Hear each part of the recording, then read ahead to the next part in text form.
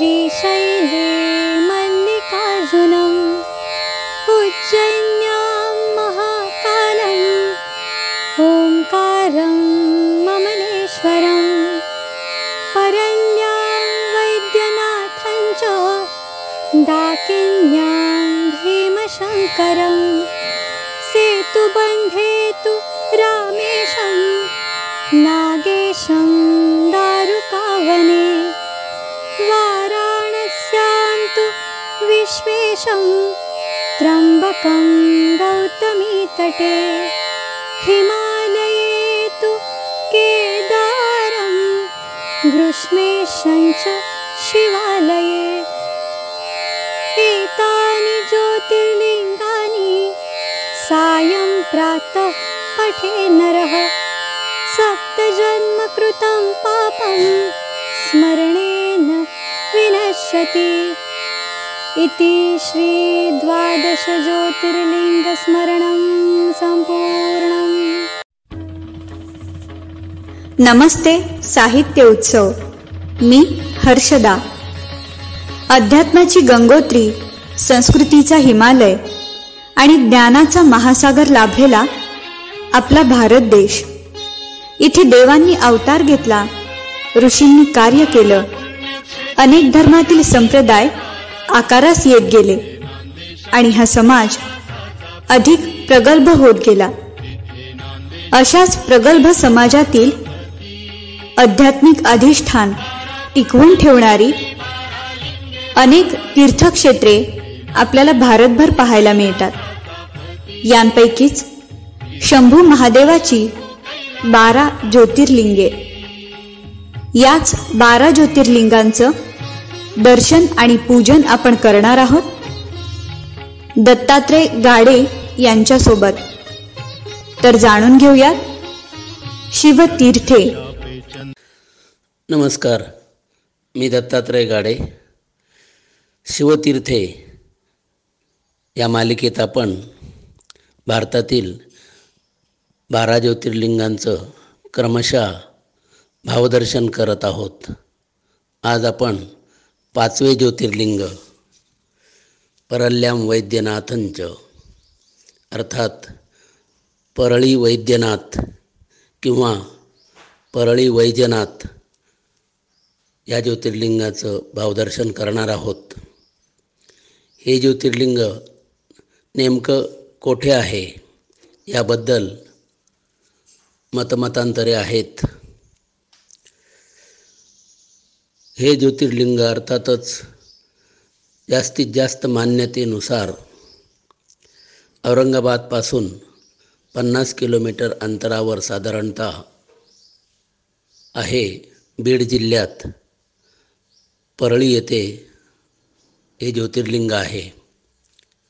काही लोक बिहार व बंगाल यांच्या सीमेवर हे ज्योतिर्लिंग आहे आणि त्याला देवघरही म्हटलं जातं, परंतु जास्तीत जास्त मान्यतेनुसार परळी येथील ज्योतिर्लिंगाबद्दल आपण पाहणार आहोत। वैद्यनाथ हे नाव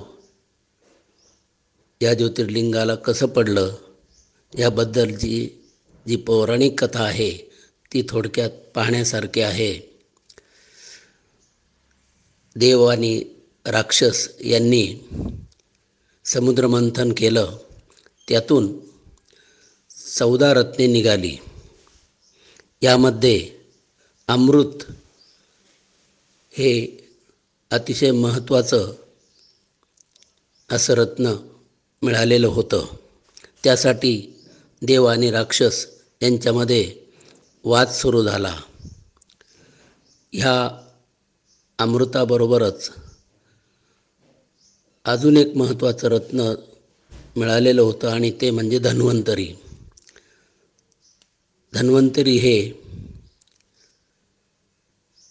आरोग्य आणि आयुर्वेद अर्थातच याची देवता आहेत हे आपल्याला माहीत आहे। देव आणि राक्षस यांच्या वादामध्ये हे अमृत धन्वंतरींना प्राप्त झालं आणि भगवान विष्णूंनी धन्वंतरींना संरक्षण देण्यासाठी ह्या ज्योतिर्लिंगामध्ये धन्वंतरींना लपून ठेवलं, अमृतही त्यांच्याजवळच ठेवलं. आणि जेव्हा राक्षस ते घेण्यासाठी आले आणि त्यांनी ज्योतिर्लिंगाला स्पर्श केला, त्यावेळी त्यातून ज्वाला निघाल्या आणि देवांनी जेव्हा स्पर्श केला तेव्हा मात्र अमृत प्राप्त झालं सर्व देवांना आणि ते अमृत त्यांना कायमसाठी मिळालं. भगवान धन्वंतरी हे वैद्यांचे वैद्य असल्यामुळे त्यांना वैद्यनाथही म्हटलं जातं आणि ह्याच कारणामुळे या ज्योतिर्लिंगाला वैद्यनाथ असं नाव देण्यात आलं. दुसऱ्या एक कारणामुळे हे नाव आहे, या परिसरात औषधी वनस्पती मिळतात म्हणूनही वैद्यनाथ हे नाव येथे प्रचलित आहे. तसंच यामागे अजूनही 2 कथा आहेत, त्या थोडक्यात बघूया. प्राचीन काळात मृद्दंड ऋषी आणि त्यांची पत्नी मनस्विनी यांचं कार्य येथे फार मोठं असल्यामुळे या दृष्टीनेही या ज्योतिर्लिंगाच्या परिसराला महत्त्व आहे. मृद्दंड ऋषी हे अत्यंत तपस्वी वृत्तीचे आणि आपलं काम करत करत ईश्वराची आराधना करत होते. त्याचबरोबर त्यांची पत्नी मनस्विनी ही या कार्यात पूर्णपणे सहभागी होती.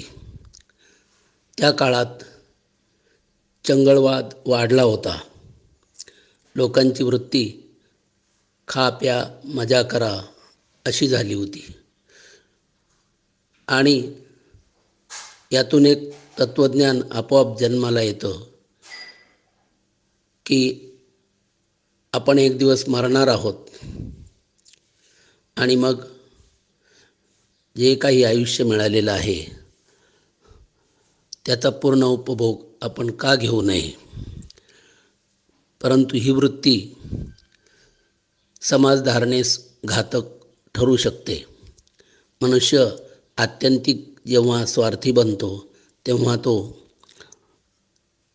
नीती अनिती या गोष्टी विसरतो आणि कुठलीही गोष्ट प्राप्त करण्यासाठी तो कुठल्याही थराला जाऊ शकतो. हे पाहून मृद्दंड ऋषी दुःखी होत आणि ते लोकांना सांगत की सत्कर्म आणि नीतिमत्ता ही माणूस म्हणून आपल्याला घेण्यासाठी आपण जर माणूस म्हणून आहोत तर त्यासाठी आपण जपली पाहिजे आणि त्यामुळे स्वतःला आणि समाजालाही शांतता आणि स्थैर्य मिळू शकतं. त्यांनी ही गोष्ट लोकांना सतत समजावली, परंतु त्यांना पुढे पुढे असं लक्षात आलं की हे काम आपल्यानंतरही सातत्याने चाललं पाहिजे. हे देवाचं काम आहे, म्हणून आपल्याला पुत्र असला पाहिजे. आणि त्यांच्याबरोबर त्यांची पत्नी मनस्विनी ही याच मताची होती.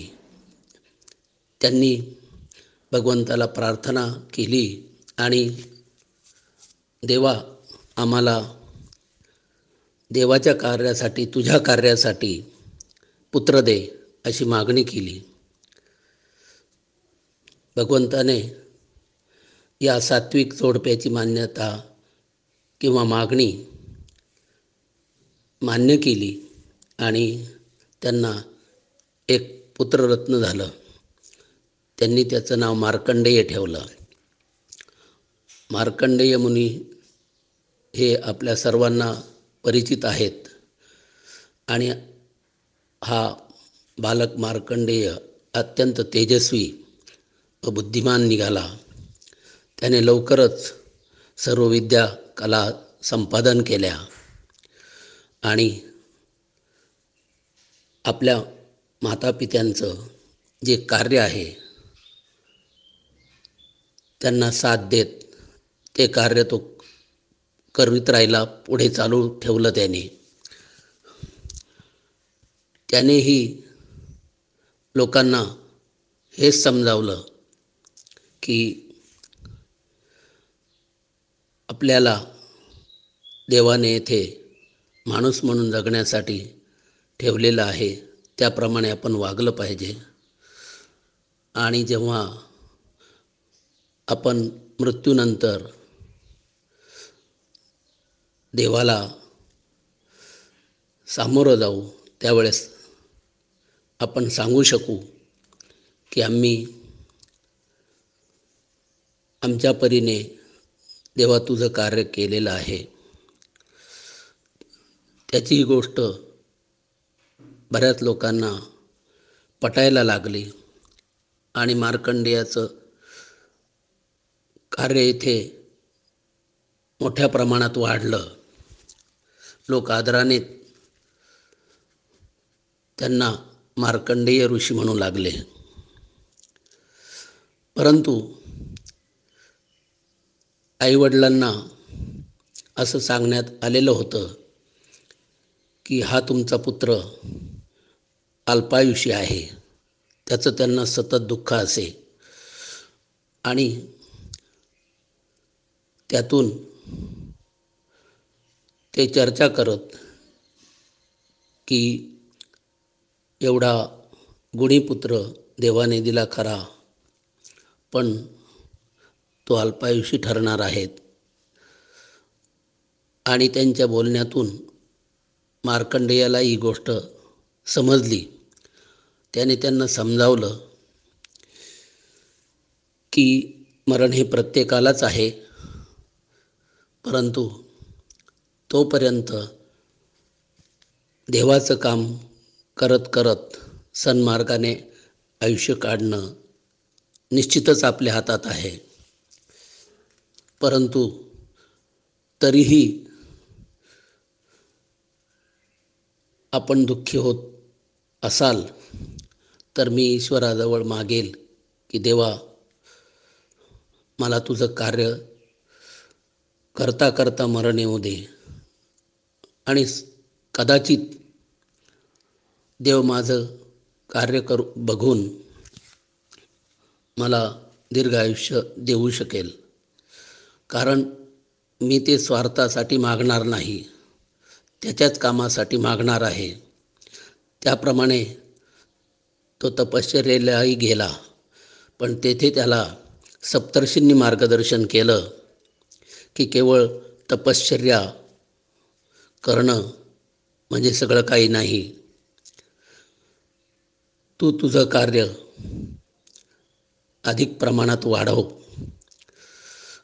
आणि हेच खरं देवाचं कार्य आहे की लोकांना सन्मार्गाला आणणे आणि त्यातूनच देव प्रसन्न होईल आणि तुलाही आपल्या मिळालेल्या आयुष्याचं सार्थक झाल्यासारखं वाटेल. त्याप्रमाणे त्याने कार्य पुढे नेलं आणि मार्कंडेय ऋषींच्या ह्या कार्यावर भगवंत प्रसन्न झाले आणि विधिलिखित तर कोणाला चुकत नाही. एक दिवस यमदूत मार्कंडेय ऋषींना नेण्यासाठी आले, परंतु भगवान शंकर तेथे अवतीर्ण झाले आणि त्यांना पाहून यमदूत परत गेले. त्यांनी मार्कंडेयाला दर्शन दिलं आणि मार्गदर्शन केलं की मार्कंडेया, तुझं काम तू चोखपणे केलं आहेस, त्यामुळे मी प्रसन्न आहे. आणि जरी तुला अल्पायुष्य होतं तरी ते मी आता माझ्या या वरदानातून तुला दीर्घायुष्य देत आहे, कारण तू माझं काम करत आहे, लोकांपर्यंत सद्विचार घेऊन जात आहे. आणि अशा रीतीने मार्कंडेय ऋषींमुळे येथे भगवान शंकर ज्योतिर्लिंग रूपाने कायमसाठी राहिले. मार्कंडेय ऋषींच्या या परिसरातल्या प्रचंड कामामुळे या ज्योतिर्लिंगाला एक महत्त्व आहे. दुसरी एक पौराणिक कथा या बाबतीत सांगितली जाते की रावण हा अत्यंत वैभवशाली होता, हे आपल्याला माहीत आहे. आणि त्याचं वैभव त्रैलोक्यात प्रसिद्ध होतं. परंतु एक दिवस त्याची माता कैकसी हिने त्याला सांगितलं की बाळा, हे वैभव एक दिवस नष्ट होणार आहे, त्यासाठी तू देवाला प्रसन्न करून घे. जर याच्यामागे ईश्वराचा अधिष्ठान असेल तर त्या वैभवाला अर्थ आहे. आणि त्याप्रमाणे रावणाने कैलासावर जाऊन भगवान शंकरांची प्रार्थना केली. तो महान शिवभक्त होता आणि त्यामुळे त्याला लंकेमध्ये स्थापन करण्यासाठी ज्योतिर्लिंग हवं होतं. ते भगवान शंकरांनी त्याला दिलं आणि तो ते घेऊन निघाला. पण त्याला सांगितलं होतं की तू हे जमिनीवर ठेवता कामा नये. त्याप्रमाणे तो निघाला. बराच प्रवास होता आणि हे रावणाचं कृत्य पाहून सर्व देवांना चिंता वाटली. जर रावणाला या कार्यात यश मिळालं तर एका असुराला कायमसाठी एक निश्चित असं स्थान मिळेल आणि हा संदेश त्रैलोक्यासाठी चुकीचा ठरेल. हे असं होता कामा नये. आणि मग त्यांनी भगवान गणेशांना रावणाला भेटण्यासाठी पाठवलं. भगवान गणेश अर्थात वेगळ्या रूपात रावणाला भेटले आणि त्याच्याशी चर्चा करत करत पुढे निघाले. त्यांनी सांगितलं की तुम्ही बऱ्याच दिवसांपासून हे जड ज्योतिर्लिंग खांद्यावर घेऊन निघाला आहात आणि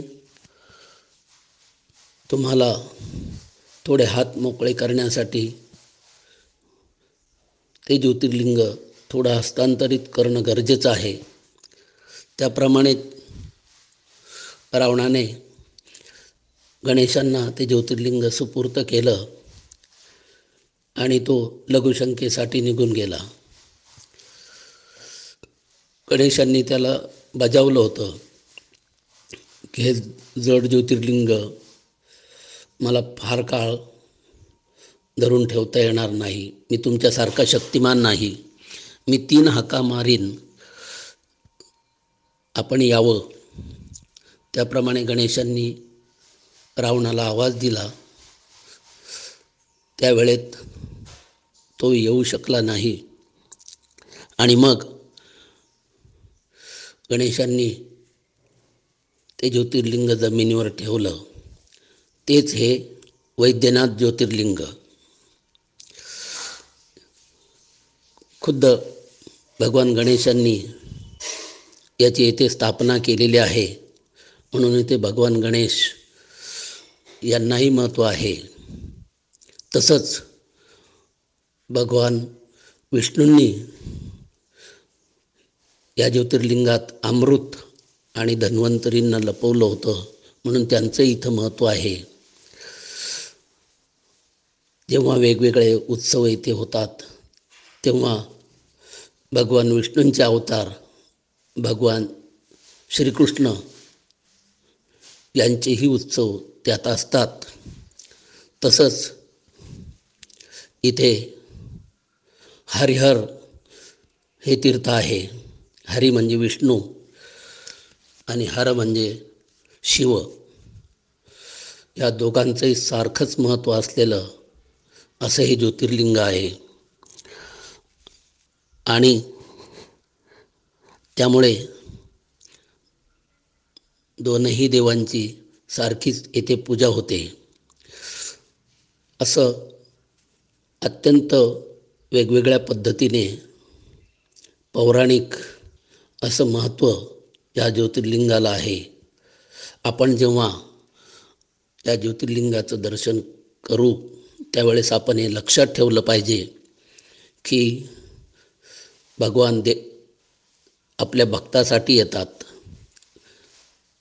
मार्कंडेय ऋषींचं काम पाहून येथे भगवान शिवशंकर आले आणि मार्कंडेय ऋषींचा जो संदेश तो आपण लक्षात ठेवला पाहिजे की खरी तपश्चर्या कोणती, माणसाची नीतिमत्ता आणि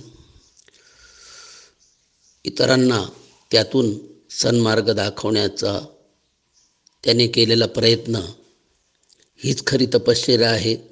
हेच काम देवाला आवडतं. म्हणूनच हे ज्योतिर्लिंग सर्वांना हाच संदेश देत आहे. त्या दृष्टीने आपण त्याचं दर्शन घेतलं पाहिजे. धन्यवाद. दर्जेदार साहित्याचा आणि कलाकृतींचा आस्वाद घेण्यासाठी जॉईन करा साहित्य उत्सव व्हॉट्सॲप किंवा टेलिग्राम ग्रुप. जॉईन करण्यासाठी संपर्क करा 98 81 60 20 25 या क्रमांकावर. संपर्क क्रमांक पुन्हा एकदा 9881 60 2025. साहित्य उत्सव हे यूट्यूब चॅनल आजच सबस्क्राईब करा. साहित्य उत्सवच्या फेसबुक पेजला जरूर भेट द्या, कारण ज्ञान आणि मनोरंजन यांचं अतूट नातं म्हणजे साहित्य उत्सव.